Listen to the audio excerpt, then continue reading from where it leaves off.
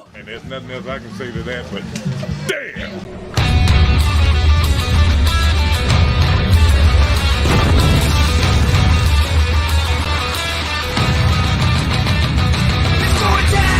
This is Rasslin Rage. This is Rasslin Rage. This is Rasslin Rage. Cody Fleming is the man who leads the brigade. This is Rasslin Rage. This is Rasslin Rage.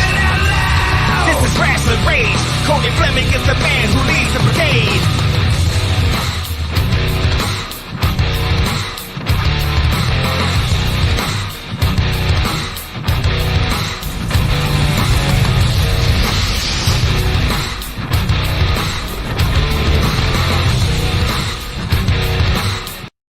All right. Hello, everybody, and welcome, wrestling fans, to another electrifying episode of Beyond the Mitten, Voyage of the Victors. This is a cool interview series right here on the Rasslin Rage YouTube channel. I'm your host, Cody Fleming, and boy, do we have a treat for you tonight. That is right. If you love high-stakes action and heart-pounding drama, then you're in the right place. Tonight, we're thrilled to sit down with a man who embodies the spirit of relentless pursuit and raw talent.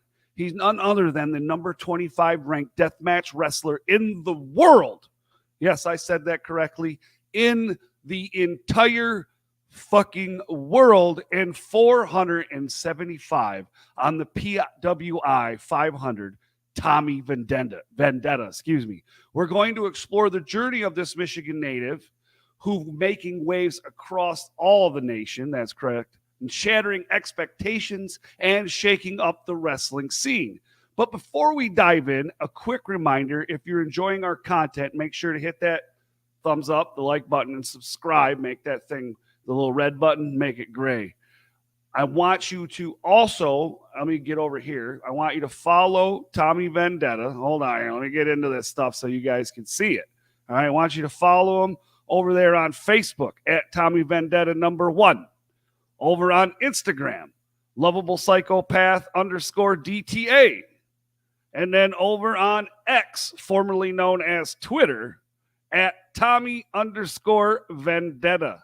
Follow him on all of those social media platforms to stay the most up to date with everything there is to do with Tommy Vendetta, like where the hell he's going to be in the ring doing the shit that he does, right? Because he's crazy. So now we're going to take a quick break. Stay glued to your seats. You don't want to miss what comes next, because these are going to be some great questions. I can't wait. We'll be back in a flash to introduce the one and the only, that's right, Tommy Vendetta, right after this. It's time to talk about Michigan independent wrestling. Tune into the channel, check your internet connection. Cody, Danny, Josh, there to bless that. Breaking down the matches into each and every segment. Michigan independent wrestling. Tune into the channel, check your internet connection. Cody, Danny, Josh, there to bless that. Breaking down the matches into each and every segment. I can just sit here and jam all day with that stuff, man. Yeah, I know. It's actually a pretty good song. I'm not gonna lie. But hey, I paid for it. So that's, hey, you got to pay for good shit, right? There you go. That's the truth. Right. So, folks, welcome back. As promised, we've got the incredible Tommy Vendetta with us tonight. Tommy, it's great to have you here. And how the hell are you, sir? Yeah, I'm doing great, man. How are you? Thanks for having me. Absolutely. I'm doing all right. I'm okay, like living life day by day, right? Hey, man, that's the only way to do it. One foot in front of the other. Absolutely. So I want to get an elephant out of the room right away. All right. This one here, because this one kind of bothers me. And all right. So social media sucks, right? It has its benefits and it has its negatives, obviously. Uh-huh. I recently seen a spatter between some folks online, and it concerned you. And it was, oh, yes. And I would like to hear your take on this, because I think it's dumb. I think it's real stupid. This is a dumb argument to have. You wearing a T-shirt during a death match. I mean, I get the whole point. I get every side of it. Like, because I mean, don't get me wrong. There's been a couple matches in my career where I haven't worn one, and I do get pretty messed up with it. So, like, I always have a tremendous amount of respect for guys like Schlack, guys like Eric Ryan, Joel Bateman, guys that go out there with bareback and everything, like Akira, all the guys over in Japan, everything like that. It's not my thing. Like, I'm all about I still get cut up. Like, my girlfriend literally just had to re-glue 2 on my back from the Deathmatch tournament. King of the Kill. It just blows my mind. I mean, I get it. Like, because you look back at, like, a lot of the older, like, not older guys, but, like, the guys who were doing this before it was, like, mainstream and popular and everything. Like, they were out there and, like, they were doing some of the most insane shit with that. But they like, set that bar so high. Right. So I think that's where, like, a lot of hardcore deathmatch people get a little bit ticked off, but also fuck them. Okay, that's fair. And I kind of figured that's what your response would be, because that's who you are. And I think that's what I think a lot of people like about you, because, you know, yeah, it's there, social media, but you don't really give a shit. I mean, don't get me wrong. Like, you're going to do your thing. There's been points where, like, I'll read something. Like, one of the things that I saw after the Deathmatch tournament was, like, they said, like, Tommy Vendetta never bumps for anybody. He never, like, takes any big moves or anything like that. And I was like, that was literally how I built my career. Right. was by being the guy who's, was by being the guy who's going to be like, hey, man, like, I'll take that new move that you guys haven't tried yet. Fuck it. Let's throw it out there. Like, Aaron would get mad at me for taking it. But so, like, I was sitting at home and I was like, man, and, like, for a moment, I was like, man, fuck these guys. And then I thought about it. And I was just like, I don't even give a fuck, dude. Like, I'm sitting in my house. I got some DMAC weed. I'm about to just flip on some NCIS and go solve some crimes. Like, I got things to do. Very good. I like that. All right. So let's get into some good ones. All right. You began your career right here in the state of Michigan. Tell me, was there a defining moment that made you realize you were ready to showcase your talents beyond the great state of Michigan? I don't think it was really a defining moment. It was more of a getting, like, a seal of approval from someone. I was training with Aaron O'Ryan. I was training with Aaron O'Ryan for a real long time. And I think at that point we had been training about a year. And so what we ended up doing was he hit me up, Tom Williams down in Lima, Ohio for War, needed a guy. Aaron told him, hey, I got a guy. He's newer. He's Tommy Vendetta, but I vouch for him. And I remember him coming up to me and being like, hey, I vouch for you, so don't suck. Like you know how Aaron is. Yeah. But it was also, like, it was cool to see the moment of, like, okay, cool. And then my original trainer, when he originally gave me the permission to go take bookings and everything now, me and him wrestled at Horror Slam, Ace Evans and I. And after the match, we were sitting, we had a drink, we were sitting over at the bar, and he was like, be free, go have fun. And I was like, oh, for real, dope. And that was a really cool moment for me too, because that was kind of the moment I started to realize, like, oh, this is real. Like, this isn't, it's not like a game anymore. Like, I'm actually a pro wrestler now. Hell yeah, dude. I love that. I remember there's been, I don't even know how many times you've been on here. I know there's been a few, right? There's been quite a few. And I remember back in the day before you had done any deathmatch wrestling, and we were just talking about it on here.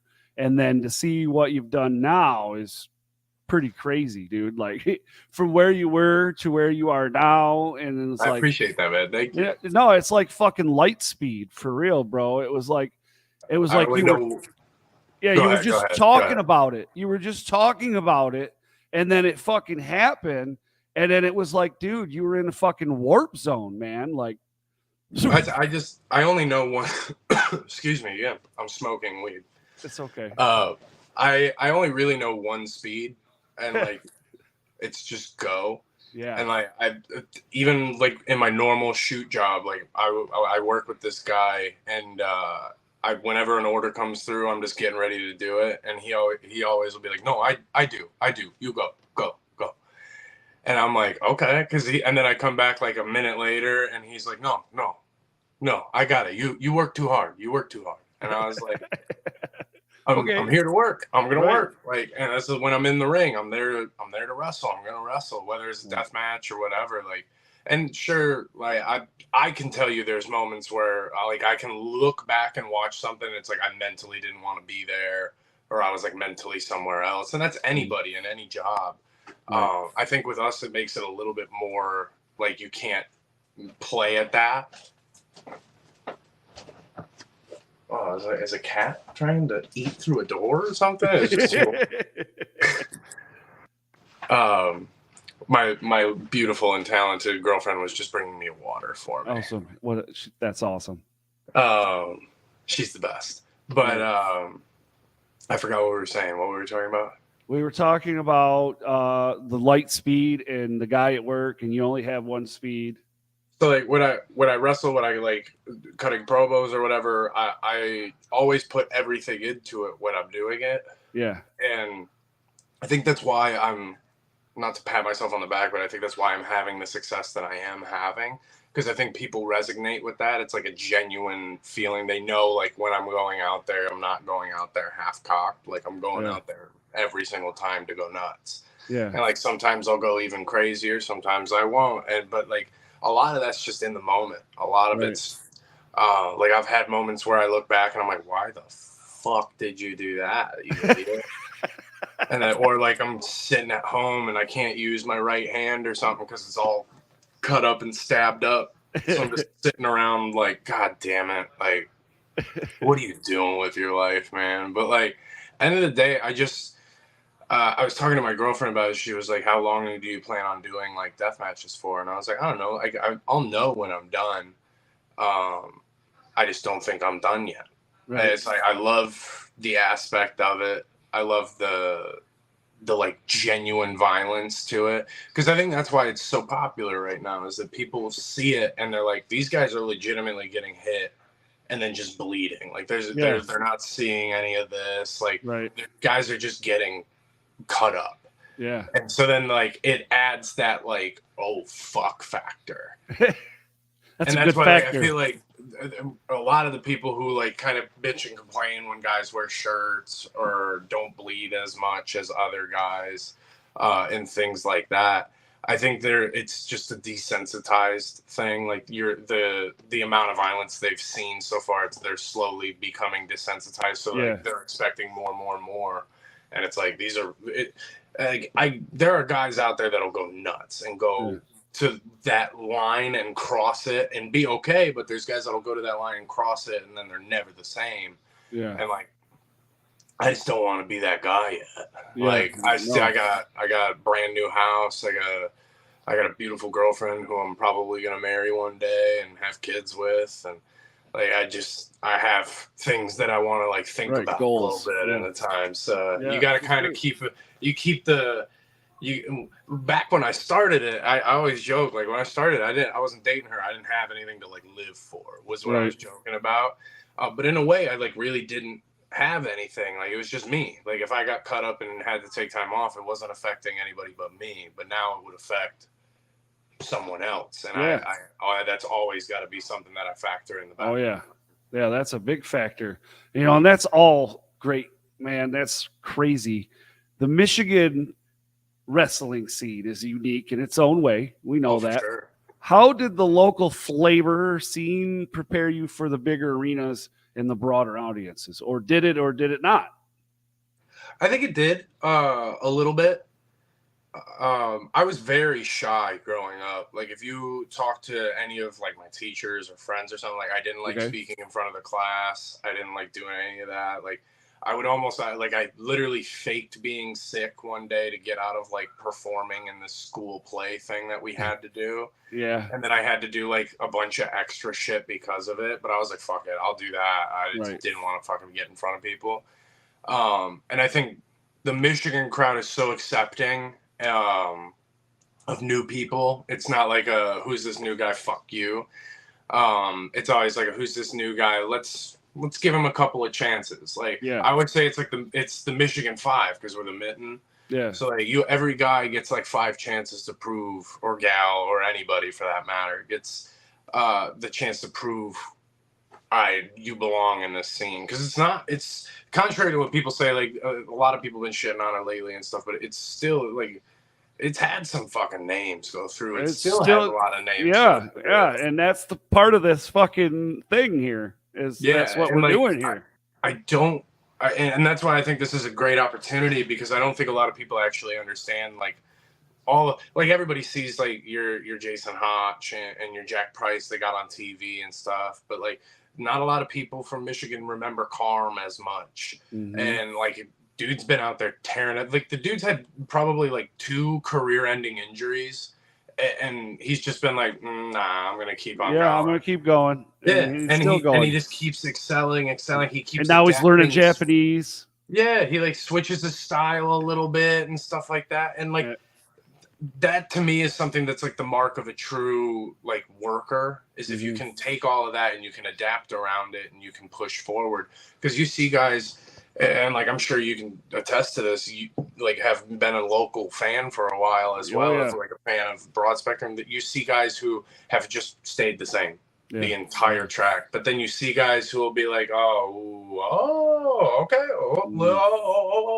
and it's cool to see the different patterns, but I'm loving that we're slowly trying to transition to that mountain climber mode with all the guys that are like locker room leaders in the local area, trying to like set that influence and be like, look, like don't be local, go out and get other things, like get your shit here, like get your training in here, perform and perfect your craft here. That's what we all did. But then make sure you take that craft and you go elsewhere and you show other people what this place is creating. Because like that's part of the issue is Michigan welded into this whole like, we're just going to stay here. There's enough of it here where we can stay here. And then I think it was like your MM3s, your Aaron O'Ryans, your Jack Prices, your Jake Somethings, your Hakeem Zanes, or Rohit Raju for that matter.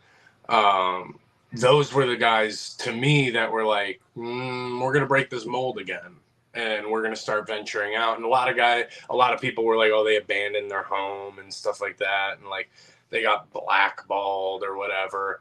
And there's nothing here for them right now. Like, when Jake Something has something in Michigan, he'll come to Michigan. He wrestles in Michigan. He just, most of the time, there's nothing for him there. So he goes out elsewhere. That's the same thing that I did. Like, I reached a point in my time here where I felt like there was nothing more that I had to achieve, I guess, which, I mean, that's not true, because, I mean, I would love to be the Midwest champion and things along that nature. Shout out MM3. But I think it was more of like I had something to prove elsewhere. I wanted to prove, like, okay, I was a big fish in a small pond here. Can I do that elsewhere? And a lot of guys had to just take that chance. Like Isaiah is probably the biggest example of somebody who broke that mold. And of being the local like guy and left, and has had and he wrestled fucking Suzuki. Yeah, dude.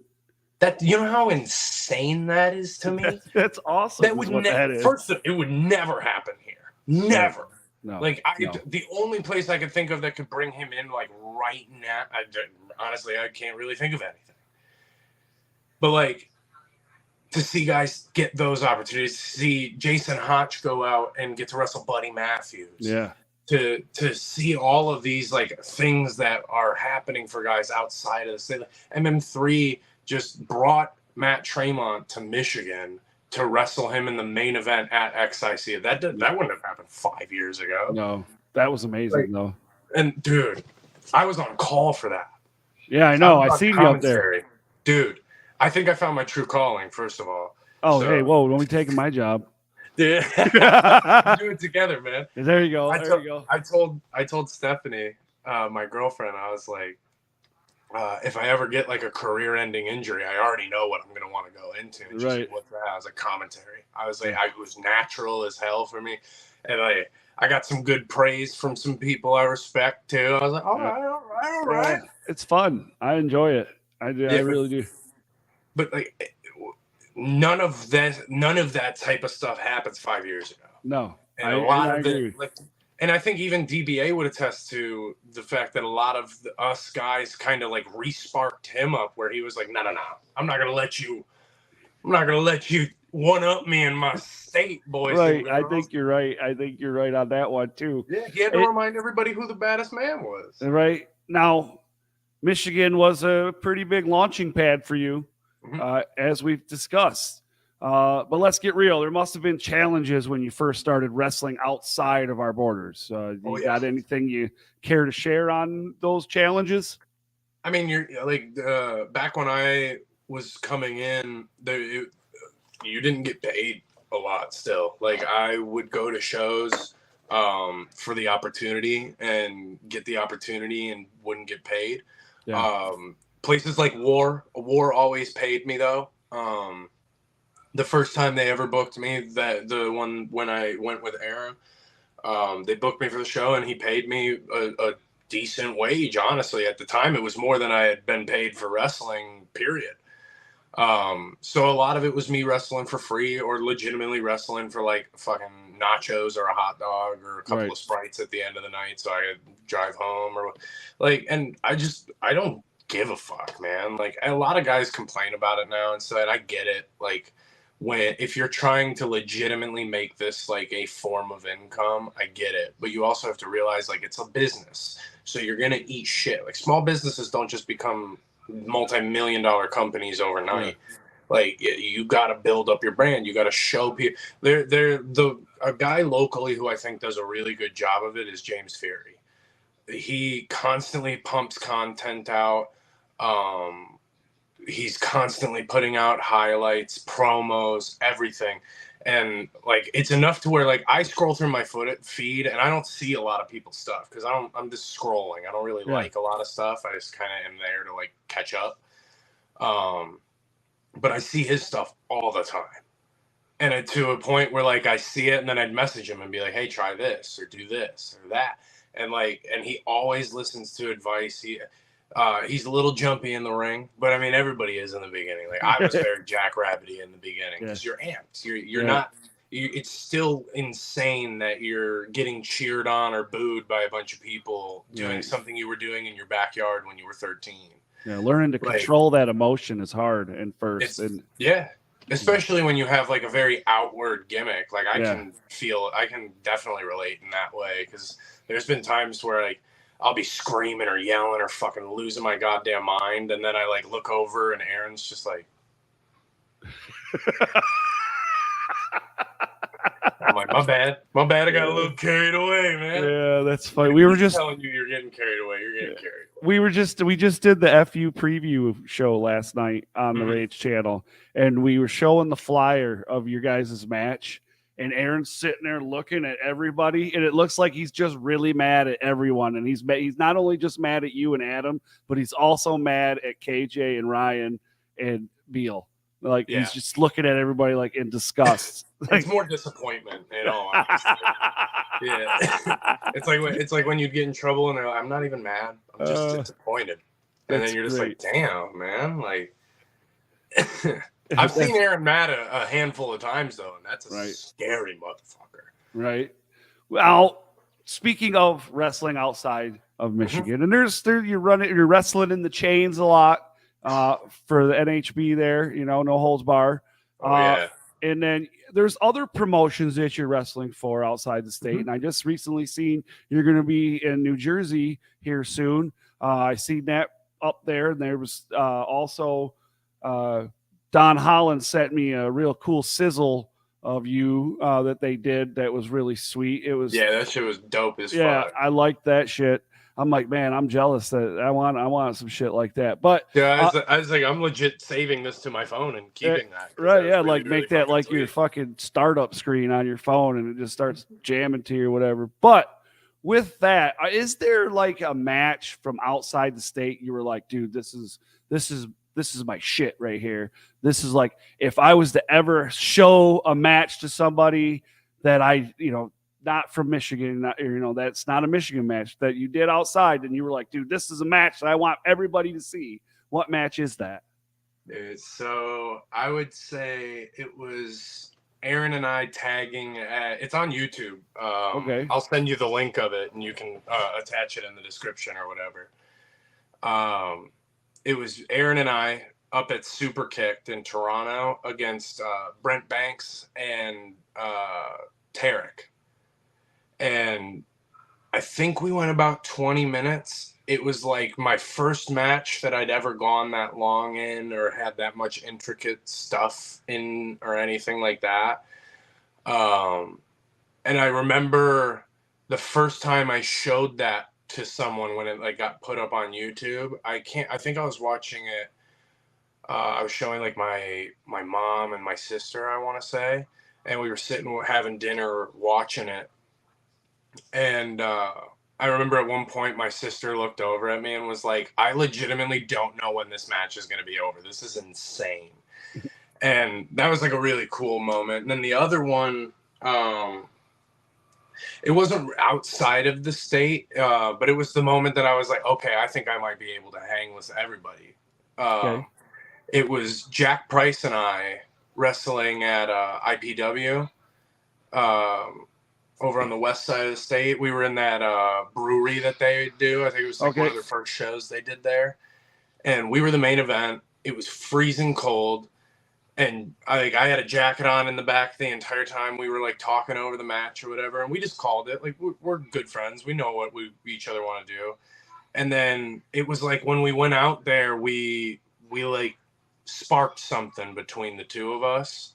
And like Jack and I have always had crazy chemistry, like from the moment when we were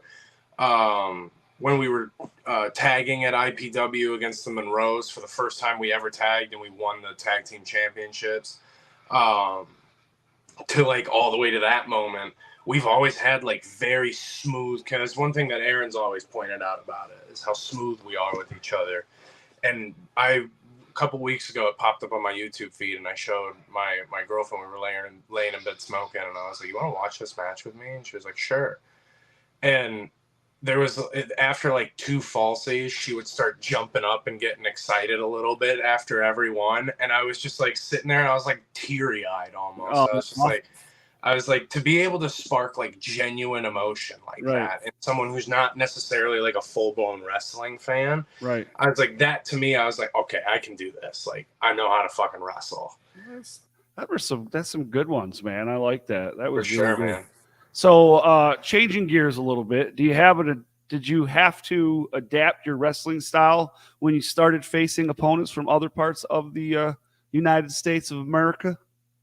I think I learned to adapt my style to me more so than anything, because like if you rewatch a lot of stuff when I first started like in wrestling, it was I looked like I was a 6'3" Finn Balor. I was always trying to do like sling blades or like these cute artsy little springboards and stuff, and I was too big for it. Like tall, I mean, not like muscular. Right. And I think when I started going out of the state more, and I had more feedback from like outside people who were up, like guys who were signed and stuff like Jake something, I think is I don't think I give him enough credit.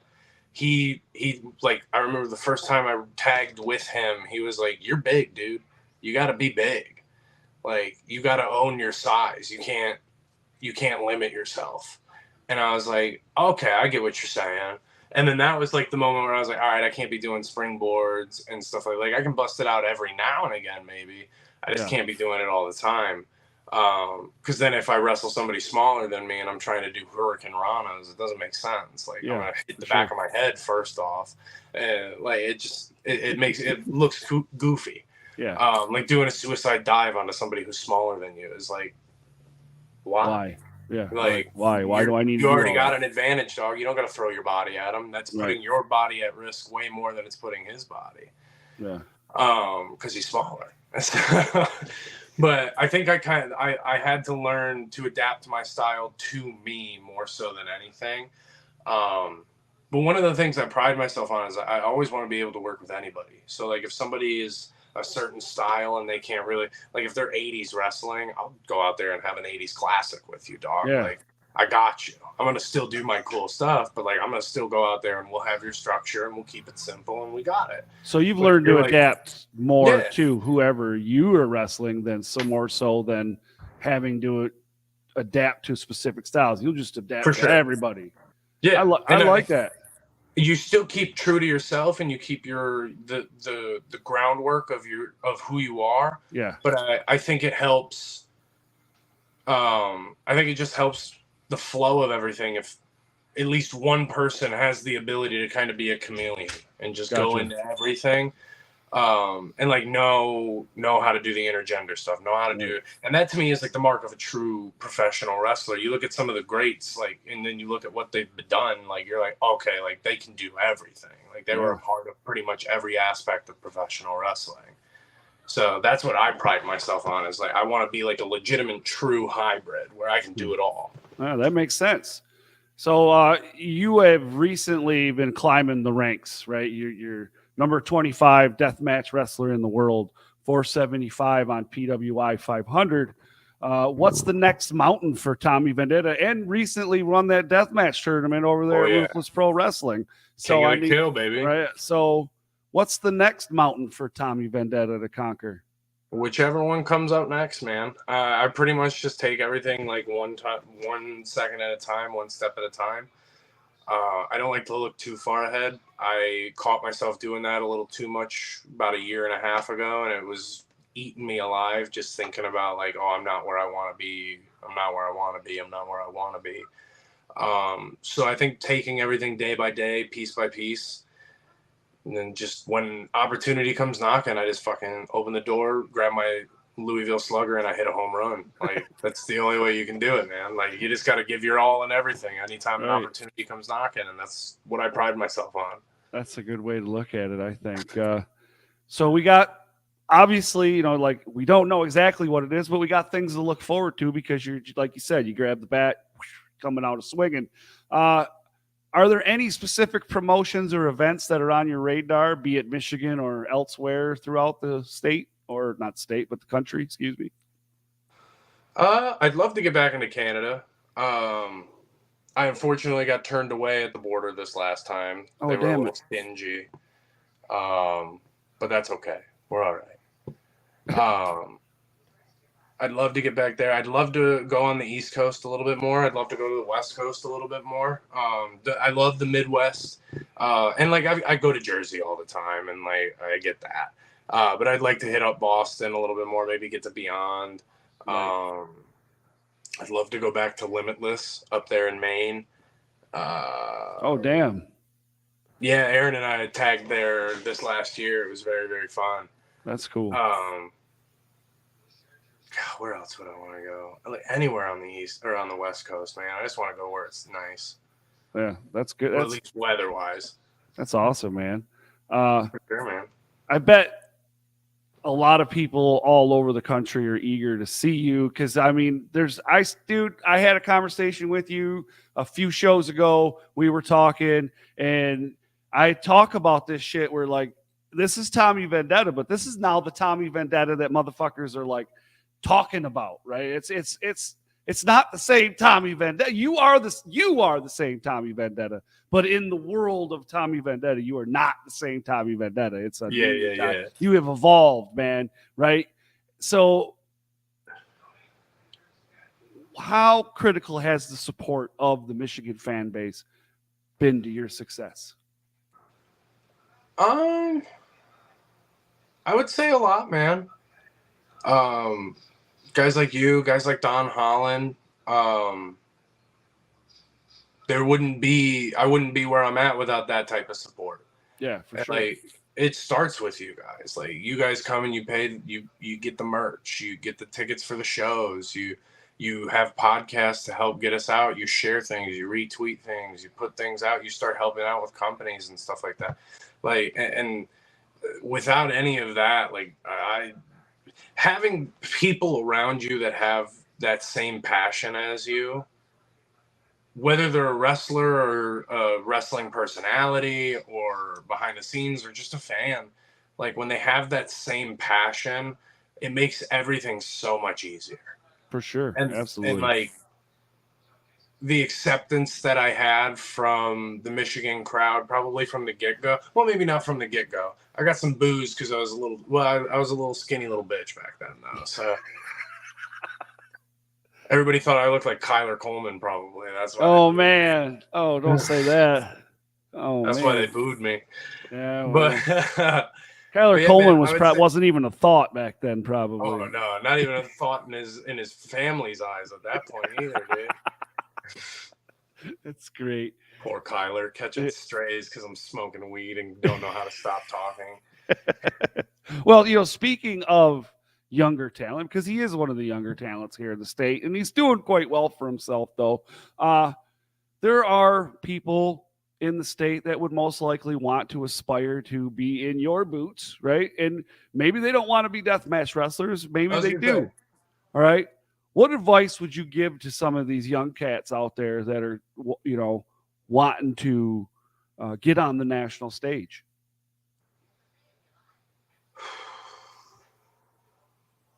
I'll be real.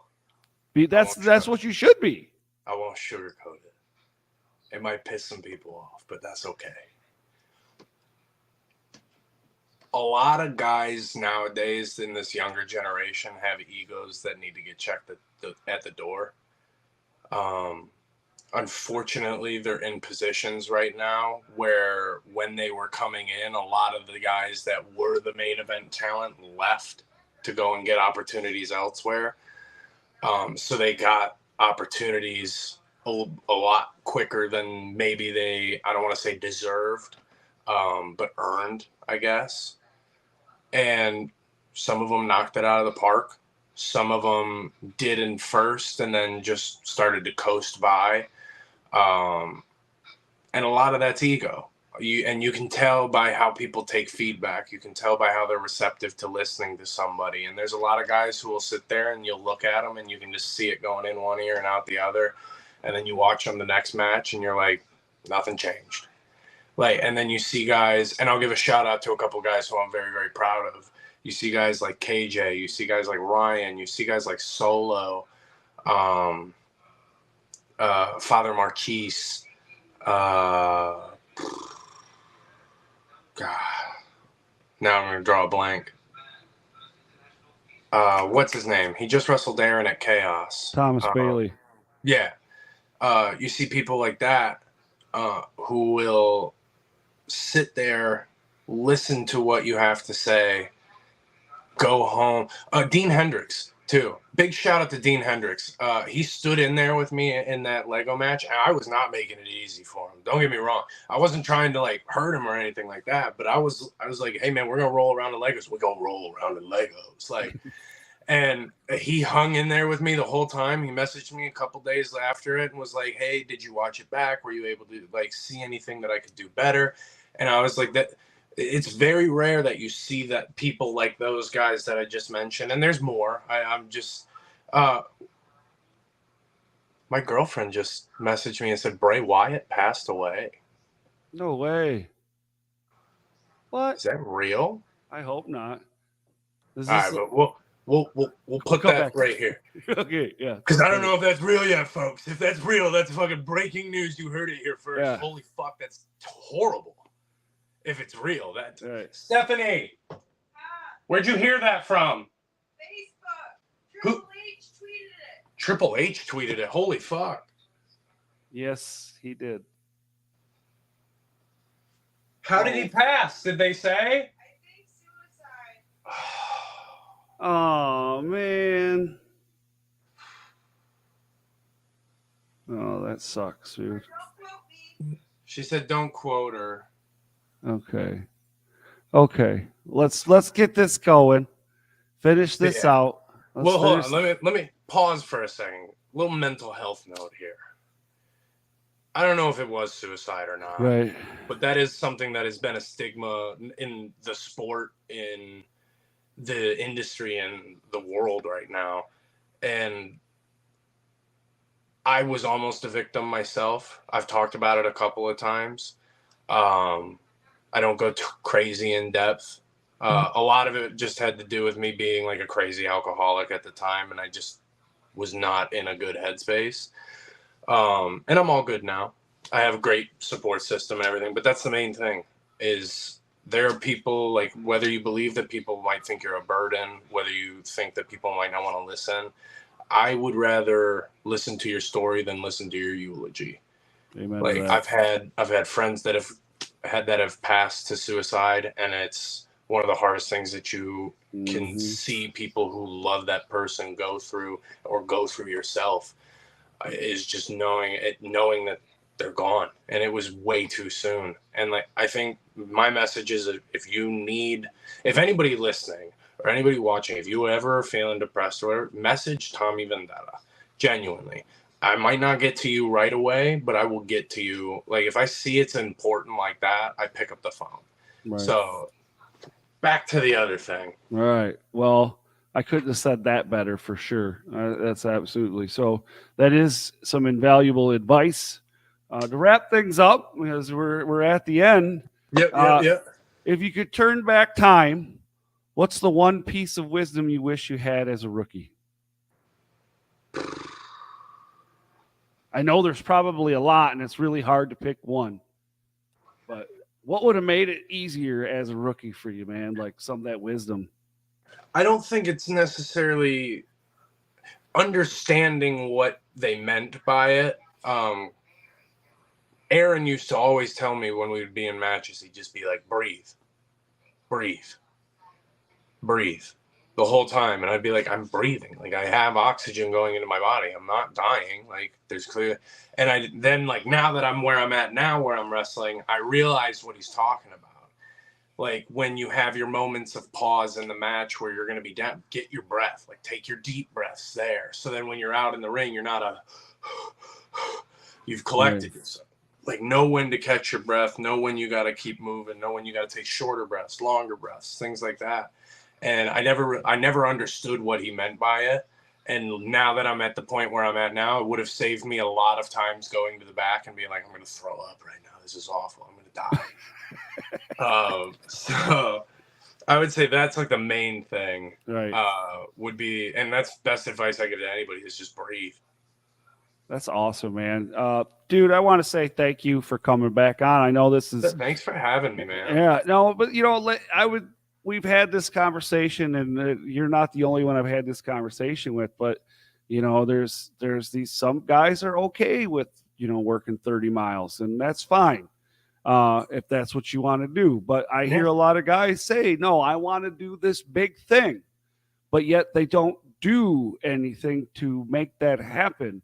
And it's like, I want these guys to see it is possible, right? I mean, it was it's hard just work, though. Yeah, it was just after COVID. I remember just after COVID, and the lockdowns and everything started coming back, and you come on the show. We were doing those fucking outdoor things for XI, and it was right around that area, sometime in there when your new journey began. And then it was, like I said, dude, it was fucking full-fledged forward, rocket boosters. Here he comes, and here we are now, and it's still going. It's not like you're done. And it's if you do the right things, you're going to get to where you got to go. And I want these guys to see that shit. I know I'm not a wrestler, but I know that I have a platform that I can allow people to get it and to see people like you. And which reminds me, I forgot to say this. I got your buddy coming on next week, MM3. Oh, hell yeah. Yeah, so a week from today, I think I got to look at the date. I got to make sure. But he's going to be on next week. We don't have a time yet. We got the date. I got that far. I'm lucky. This has been like a 3-week thing, but I finally got him to give me a date. So, yeah. Since I know he's not going to watch this because he's Malcolm. Right. When it's his time, whatever his time is, send me the link when you're like getting ready for the go home. Okay. So like when you're about like 5 minutes to the go home, just send me the link, and I'm just gonna pop in and fuck with them for a minute. Okay, we can do it. We'll make it happen. Hell Yep. yeah. Oh, and you guys got that new shit up there on IWTV, you and him, don't you? We do. We What do. is that called? Oh shit! Now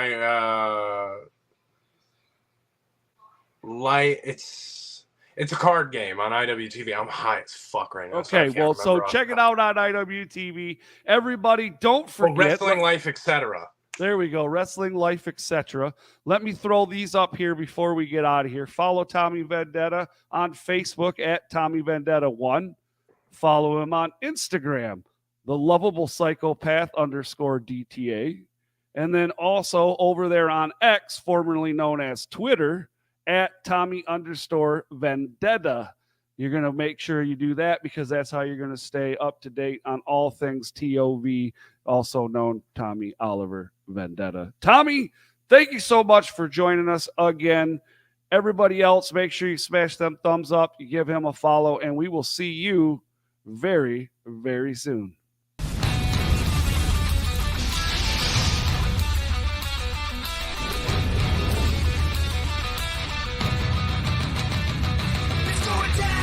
This is Rasslin Rage. This is Rasslin Rage. This is Rasslin Rage. Cody Fleming is the man who leads the brigade. This is Rasslin Rage. This is Rasslin Rage.